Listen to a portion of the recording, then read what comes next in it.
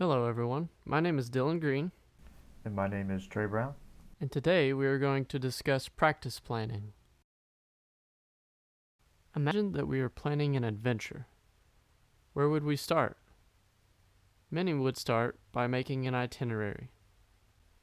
To make an itinerary, we would need to answer questions like, where are we going? What is the climate like? And what kind of trip is this? Are we climbing, hiking, biking, or camping? We would also need to determine our personal role on the trip.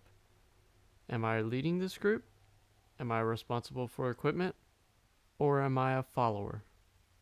Lastly, we will determine the equipment we will need along the way.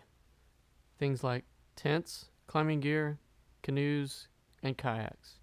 Now, you might be wondering, what does this have to do with my practice? Similar to planning an adventure, we would also like to have an itinerary or an overview of the piece we are going to learn. Examples of the information we would like to know are: who's the composer? What is the style of the piece? And when was the piece written? After the overview, the next thing we determine is our responsibilities. Here, we determine how our part interacts with the piece as a whole, and we also consider how our part interacts with others. Finally, we determine the equipment or the fundamentals that we will need along the journey. This includes scales, arpeggios, articulation, and much more. The first step to making your overview is to listen to at least 3 reputable recordings of this piece. We decided to go with the President's Own United States Marine Band, the North Texas Wind Symphony, and the Tokyo Kasai Wind Orchestra. The second step is to name and describe the composer, this being Gustav Holst, who was born in 1874 and died in 1934, and he was a British composer who composed works for wind band and orchestra. The third step is to find out why the piece was written. The reason Holst decided to write the piece like he did was because Holst was strained from original composition, so he extensively used folk songs throughout the piece. The fourth step to making your overview is figuring out which time period this piece was composed in. This piece was composed in 1911 and was first published in 1922. The fifth step is to find out what style of music it is. This piece was based on many folk tunes and dance tunes. Lastly, the sixth step is to find out if the composition is based on borrowed material, and if so, what composition. Just the first movement is based on Morris Dance, Swansea Town, and Claudy Banks, which are all folk tunes. Next, it is important that you understand the responsibilities of your part. The responsibilities come in the form of melody, counter melody, background or accompaniment, rhythmic motor, or solo or soli parts. First, we are going to start by looking for the melody parts in the first cornet part of the march. In a piece of music, the melody is the main tune of the piece. This means we need to find sections that have the main tune, this being the beginning through section H and section K.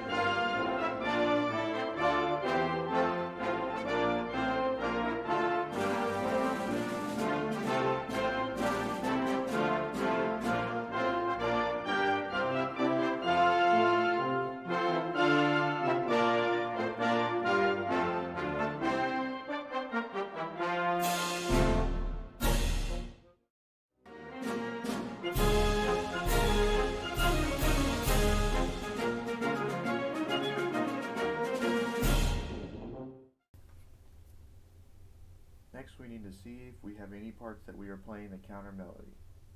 The counter melody is when there is a melody that is playing alongside with the already existing melody. We play the counter melody in section I and 8 measures after section J.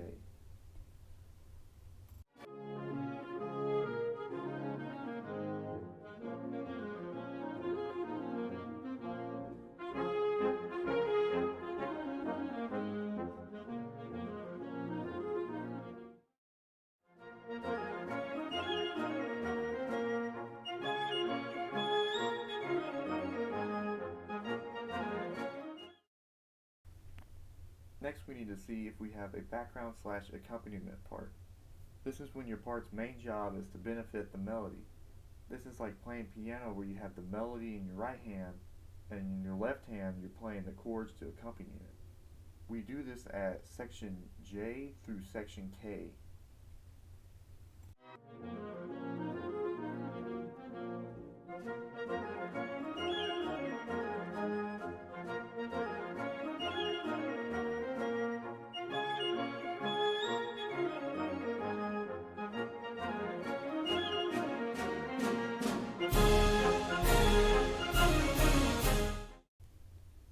Next, we need to see if our part is a rhythmic motor.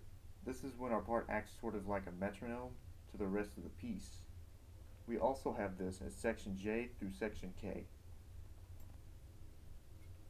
Lastly, we need to check to see if we have any solo or soli parts, though these parts are generally marked in your part if you have one. A solo is where you're the only one playing the tune, and a soli is where a few of you are the only ones playing the tune. There are none of these sections in the march, but there is a solo found in the second movement, however. The last portion of planning for our journey is determining which equipment, aka fundamentals, we will need to make the journey. This allows us to practice the fundamental aspects of the music. When we practice these aspects, we are most efficient in learning the piece. As an example, we are going to identify the fundamentals found in the first movement.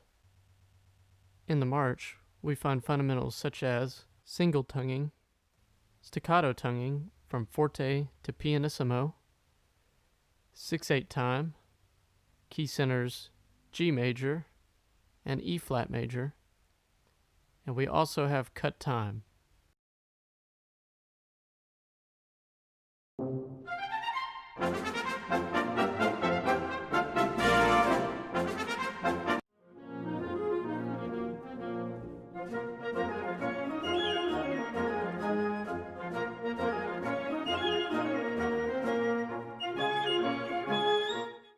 This illustrates the importance of identifying and learning the fundamentals that make up a piece.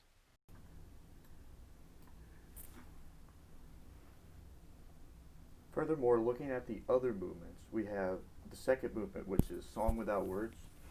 And in this movement, we need to know how to play in G Dorian, and we need to know how to connect long phrases, and we have to know how to play effectively in a lyrical manner. The movement after that is Song of the Blacksmith. In Song of the Blacksmith, there's lots of syncopation that we need to know how to play. There's also staccato articulations, and the key is G major, and there are plenty of 16th note rhythms. The last movement is Fantasia on the Dargazon, which includes compound time signatures and duplets. And there's also long flowing lyrical passages in this movement that we need to know how to play.